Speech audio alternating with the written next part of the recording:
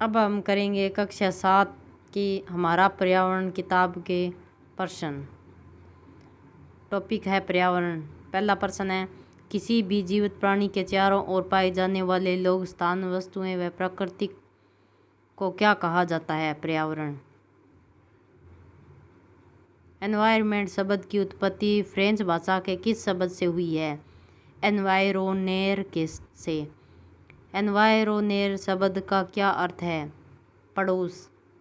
पृथ्वी को ठोस प्रपटी या कठोर ऊपरी परत को क्या कहा जाता है? स्थलमंडल।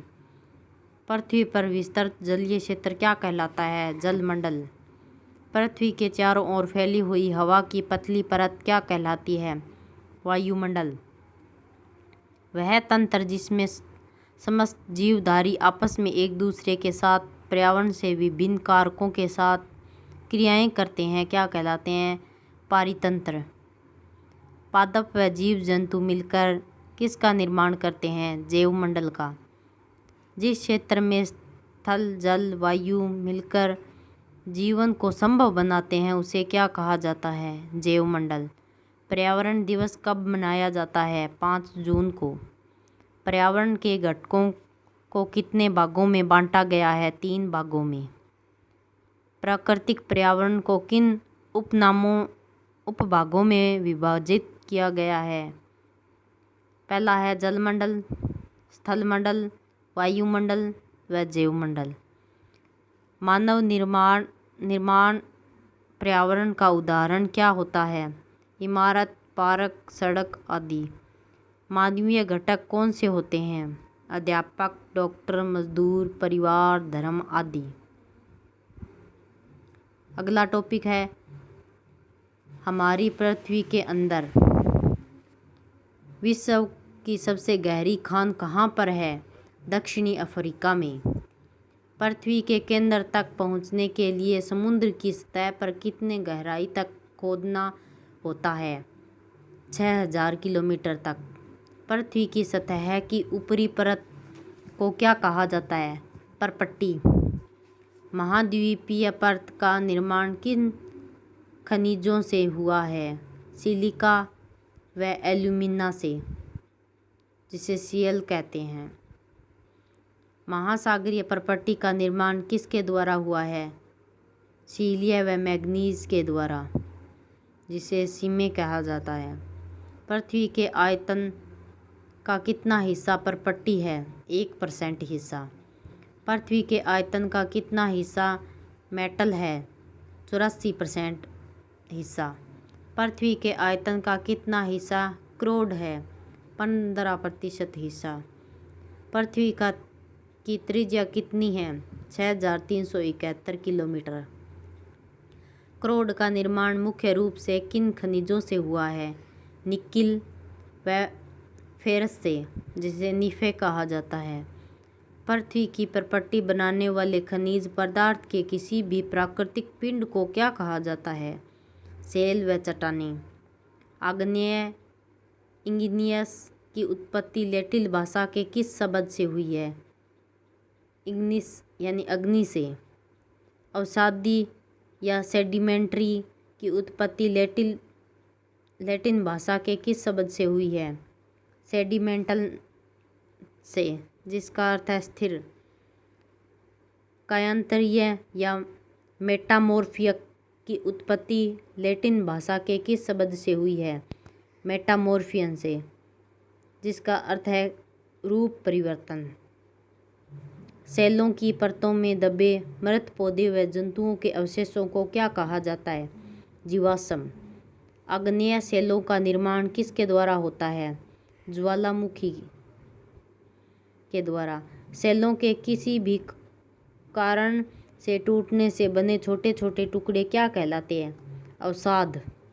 एक सेल का दूसरे सेल में परिवर्तन होने की प्रक्रिया क्या कहलाती है? सेल चक्र। प्राकृतिक रूप में पाए जाने वाले पदार्थ क्या कहलाते हैं? प्राकृतिक खनिज। पृथ्वी की सबसे निचली परत कौन सी है? क्रोड। पृथ्वी पर पाए जाने वाले प्लेटों में गति क्यों होती है? पृथ्वी के अंदर के मैग्मा की गति के कारण। पृथ्वी के अंदर का मैग्मा किस रूप में घूमता है? वर्तीय रूप में। प्लेटों की गति जिन बलों से उत्पन्न होती है उन्हें कितने भागों में विभाजित किया जाता है? 2 भागों में। पृथ्वी के आंतरिक भाग में उत्पन्न होने वाले बल को क्या कहा जाता है? अंतर्जनित बल या एंडोजेनिक फोर्स। पृथ्वी की सतह पर उत्पन्न बल क्या कहलाता है? बहिर्जनिक बल या एक्सोजेनिक फोर्स। कौन से बल आकस्मिक गति उत्पन्न करते हैं? अंतर्जनिक बल। अंतर्जनित बल की धीमी गति को क्या कहा जाता है? पटल विरूपण बल। पटल विरूपण बल से पृथ्वी की सतह पर क्या परिवर्तन होता है? पर्वतों का निर्माण हो। अंतर्जनिक बलों की आकस्मिक गति के क्या परिणाम होते हैं? भूकंप, ज्वालामुखी या भूस्खलन। पृथ्वी के बहिर्जनित बल को किसमें विभाजित किया जाता है? अपरदन या निक्षेपण में। भूपटपट्टी पर खुला एक ऐसा छिद्र जिसमें पिघले हुए पदार्थ अचानक निकलते हैं क्या कहलाते हैं? ज्वालामुखी। स्थलमंडलीय प्लेटों की गति करने पर पृथ्वी की सतह पर उत्पन्न कंपन क्या कहलाता है? भूकंप। भूपटपट्टी के नीचे का वह स्थान जहाँ पर भूकंप आरंभ होता है उसे क्या कहते हैं? उद्गम केंद्र। उद्गम केंद्र की भूसतह पर सबसे निकटतम स्थान को क्या कहा जाता है? अधिकेंद्र। भूकंपीय तरंगें कितने प्रकार की होती हैं? 3 प्रकार की। भूकंप का मापन किस यंत्र के द्वारा किया जाता है? भूकंप लेखी के द्वारा। विश्व का सबसे ऊंचा जलप्रपात कौन सा है? एंजल जलप्रपात। एंजल जलप्रपात कहाँ पर स्थित है? वेनेजुएला यानी दक्षिणी अमेरिका में। नियाग्रा जलप्रपात किस 2 देशों की सीमा पर स्थित है? कनाडा व यूएसए के मध्य। पृथ्वी की सतह पर सेलों का टूटना कौन सी क्रिया है? अपक्षय। जल, पवन, हिम जैसे विभिन्न घटकों के द्वारा होने वाले क्षय को क्या कहा जाता है? अपरदन। वायु, जल, हिम आदि द्वारा अपरदित पदार्थों को एक स्थान से दूसरे स्थान तक ले जाना क्या कहलाता है? निक्षेपण। नदियों के मैदानी भाग में प्रवेश के समय मोरदार मार्ग में बहाव को क्या कहा जाता है? विसर्प। विसर्प लूप से किस प्रकार के झीलों का निर्माण होता है? चाप झीलों का। नदी के उत्थित तटों को क्या कहा जाता है? तटबंध। नदी का अंत में अनेक धाराओं में विभाजित होने पर ये नई धाराएं क्या कहलाती है? वितरिकाएं। नदी के मुहाने पर अवसादों का जमा ढेर किसका निर्माण करता है? डेल्टा का। समुद्री तरंग के अपरदन व निक्षेपण से बनी छतनुमा आकृति क्या कहलाती है? तटीय महराव। तटीय महराव की छत के टूटने से बनी दीवारनुमा आकृति क्या कहलाती है? स्टेक। समुद्री तट के अपरदन व निक्षेपण से किसका निर्माण होता है? समुद्रीय गुफा का। समुद्रीय जल के ऊपरी ऊर्ध्वाधर उठे हुए ऊंचे शैलीय तटों को क्या कहा जाता है? समुद्री भृंग। समुद्री तरंगों के द्वारा किनारों पर अवसाद के जमाव होने से किसका निर्माण होता है? समुद्रीय पुलिन का। बर्फ की नदियाँ क्या कहलाती है? हिमनद या हिमानी। हिमनद किस मिट्टी का अपरदन करती है? गोलाश्मी मिट्टी का। बालू कणों का अत्यधिक विस्तृत क्षेत्र में विक्षेपण क्या कहलाता है? लोएस। अपरदन व निक्षेपण पृथ्वी के किस प्रकार के बल से होने वाली क्रियाएं हैं? बहिर्जनित बल के द्वारा। अगला टॉपिक है वायु। ग्रीन हाउस गैस किसे कहा जाता है? कार्बन डाइऑक्साइड को। कार्बन डाइऑक्साइड के अभाव से धरती पर क्या प्रभाव पड़ेगा? अत्यधिक ठंड होगी। वायुमंडल में कार्बन डाइऑक्साइड की अधिकता से तापमान में हुई वृद्धि क्या कहलाती है? भूमंडलीय ताप या ग्लोबल वार्मिंग। सांस लेते समय हम ऑक्सीजन के साथ किस गैस को ग्रहण करते हैं? नाइट्रोजन को। किस प्रकार की वायु फैलती है वह हल्की होकर ऊपर उड़ती है? गर्म वायु। वायु में प्रचुरता से मिलने वाली दूसरी गैसें कौन सी है? ऑक्सीजन। हरे पादप किस प्रक्रिया के द्वारा ऑक्सीजन गैस को उत्पन्न करते हैं? प्रकाश संश्लेषण के द्वारा। वायुमंडल कितनी परतों में विभाजित है? 5 परतों में। वायुमंडल की सबसे महत्वपूर्ण परत कौन सी है? क्षोभ मंडल। क्षोभ मंडल की औसत ऊंचाई कितनी है? 13 किलोमीटर। हवाई जहाज उड़ाने के लिए आदर्श स्थिति किस मंडल में पाई जाती है? समताप मंडल में। कौन सी विशेष गैस समताप मंडल में पाई जाती है? Ozone gas. वायुमंडल की किस परत में उल्कापिंड जलकर नष्ट हो जाती है? मध्य मंडल में। आयनमंडल किस परत का एक भाग है? बहिर्मंडल का। आयनमंडल का विस्तार कहाँ से कहाँ तक है? 800 से 4000 किलोमीटर तक। रेडियो संचार के लिए वायुमंडल की किस परत का प्रयोग किया जाता है? बाह्यमंडल का। वायुमंडल की सबसे ऊपरी परत को किस नाम से जाना जाता है? बहिर्मंडल के नाम से। दीर्घकाल में किस स्थान का औसत मौसम उस स्थान की क्या बताता है? जलवायु बताता है। वायु में मौजूद ताप व शीतलता का परिणाम क्या कहलाता है? तापमान। पवन की दिशा बताने वाले यंत्र को क्या कहा जाता है? वात दिग्दर्शी। सूर्य से पृथ्वी पर आने वाले वह ऊर्जा जिसे पृथ्वी रोक लेती है क्या कहलाती है? आतपन। आतपन की मात्रा पृथ्वी के किन भूभागों में सबसे कम होती है? ध्रुवों पर। तापमान को मापने वाली इकाई डिग्री सेल्सियस का आविष्कार किसने किया? एडवर्ड सेल्सियस ने। कितने डिग्री सेल्सियस पर जल उबलता है? 100 डिग्री सेल्सियस पर। वायुमंडल में ऊपर की ओर जाने पर वायु दाब पर क्या प्रभाव पड़ता है? तेजी से घटता है। स्पष्ट व स्वच्छ आकाश के लिए किस प्रकार का वायु दाब आवश्यक होता है? उच्च वायु दाब। वायु का प्रवाह है किस प्रकार का होता है? उच्च से निम्न वायु दाब की ओर। उच्च वायु दाब से निम्न वायु दाब क्षेत्र में बहने वाली हवाएं क्या कहलाती है? पवनें। वर्ष भर निश्चित दिशा में बहने वाली पवनें क्या कहलाती है? स्थायी पवनें। ऋतुओं के अनुसार दिशा परिवर्तन होने वाले पवनें क्या कहलाती है? मौसमी पवनें। किसी क्षेत्र विशेष में चलने वाली पवनें क्या कहलाती है? स्थानीय पवनें। भारत में सबसे अधिक चक्रवातों का खतरा किस राज्य में रहता है? ओडिशा में। वायु में किसी भी समय जलवाष्प की मात्रा क्या कहलाती है? आर्द्रता।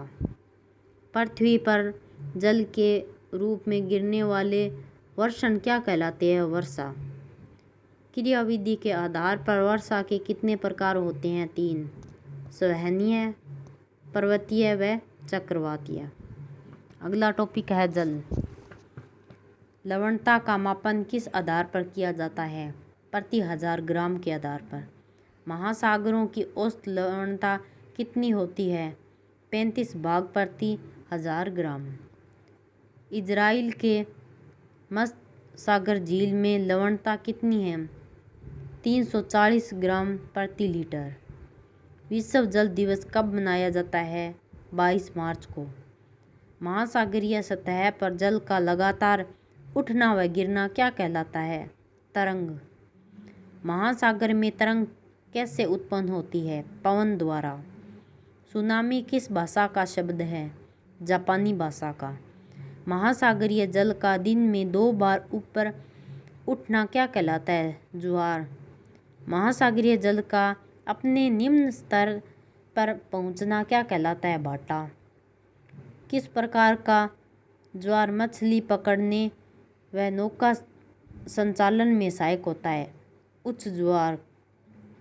गर्म महासागरीय धाराओं की उत्पत्ति कहाँ से होती है? भूमध्य विषुवत रेखा से।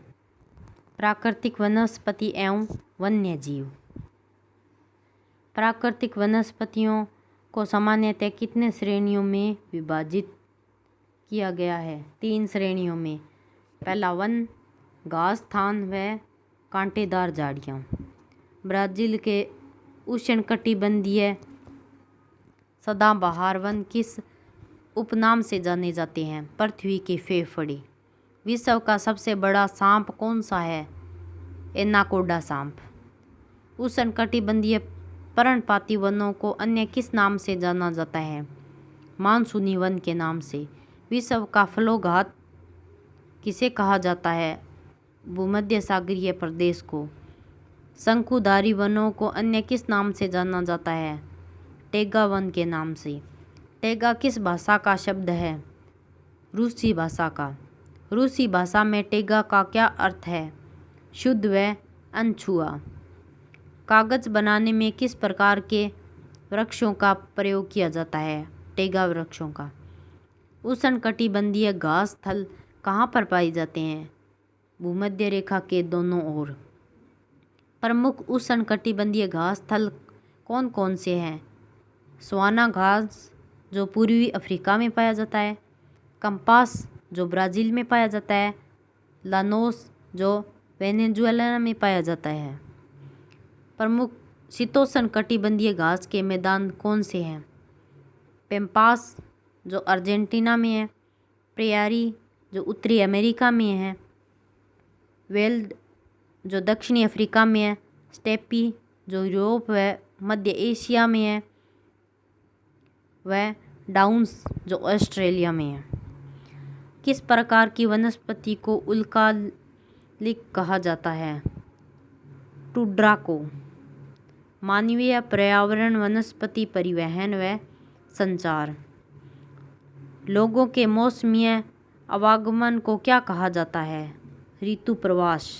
इस प्रकार की बस्ती में घर दूर दूर होते हैं, प्रकीर्ण बस्ती में। लामा पशु का प्रयोग कहाँ पर होता है? दक्षिणी अफ्रीका में, एंडीज पर्वत क्षेत्र पर। याक का प्रयोग कहाँ पर होता है? तिब्बत में। भूमिगत सड़कों को किस नाम से जाना जाता है? सबवे। भारत का कौन सा सड़क मार्ग विश्व के सबसे ऊंचे सड़क मार्गों में से एक है? मनाली लेह राजमार्ग। एशिया में सबसे बड़ा रेल मार्ग का जाल कहाँ पर है? भारत में। विश्व का सबसे लंबा रेल मार्ग कौन सा है? ट्रांस साइबेरियन रेल मार्ग। अधिक दूरी व बड़े सामान का ढोने के लिए परिवहन का सबसे सस्ता साधन कौन सा है? जल मार्ग। अगला टॉपिक है मानव पर्यावरण अन्योन्य क्रियाएं, उष्णकटिबंधीय व उपोष्ण प्रदेश। पहला प्रश्न, मुख्य नदी अपनी सहायक नदियों के साथ मिलकर जिस क्षेत्र के पानी को बहाकर ले जाती है उसे क्या कहा जाता है? बेसिन अथवा जल संग्रह क्षेत्र। विश्व का सबसे बड़ा बेसिन किस नदी का है? अमेजन नदी का। कौन सा पौधा अपने पत्तियों में पानी का संचय करके रखता है? ब्रोमीलाइड। गंगा ब्रह्मपुत्र बेसिन की प्रमुख फसल कौन सी है? धान। भारत के कौन से राज्य रेशम उत्पादन के लिए जाने जाते हैं? असम व बिहार। एक सींग वाला गैंडा भारत के किस क्षेत्र में पाया जाता है? ब्रह्मपुत्र के मैदानों में। खड़ी ढलानों पर जगह को समतल करके की जाने वाली कृषि क्या कहलाती है? वेदिका कृषि। गंगा डॉल्फिन को स्थानीय भाषा में क्या कहा जाता है? सुसु या अंधी डॉल्फिन। गंगा नदी के संरक्षण के लिए किस कार्यक्रम की शुरुआत की गई? नमामि गंगे की। रेगिस्तान में जीवन। विश्व का सबसे बड़ा मरुस्थल कौन सा है? सहारा मरुस्थल, जो 8.54 लाख वर्ग किलोमीटर में है। कितने देशों में सहारा मरुस्थल फैला हुआ है? 11 देशों में। भारत का ठंडा मरुस्थल कौन सा है? लद्दाख। लद्दाख में उत्तर में कौन सी पर्वत श्रेणी है? काराकोरम। लद्दाख के दक्षिण में कौन सा पर्वत स्थित है? जास्कर। लद्दाख को अन्य किस नाम से जाना जाता है? खा पा चान हिमभूमि। किस तिब्बतीय जीव का शिकार ऊन के लिए किया जाता है? चीरू का, या उसे कहते हैं तिब्बती एंटीलोप। चीरू की ऊन क्या कहलाती है? शाहतूश। बढ़िया किस्म के क्रिकेट बैट किस लकड़ी से बनाए जाते हैं? सरपत या विल्लो से। राष्ट्रीय राजमार्ग 1 जो जिला दर्रे से होते हुए लेह को किस से जोड़ता है? कश्मीर घाटी से। भारत का कौन सा राजमार्ग 4 दर्रों से गुजरता है? मनाली लेह का। धन्यवाद।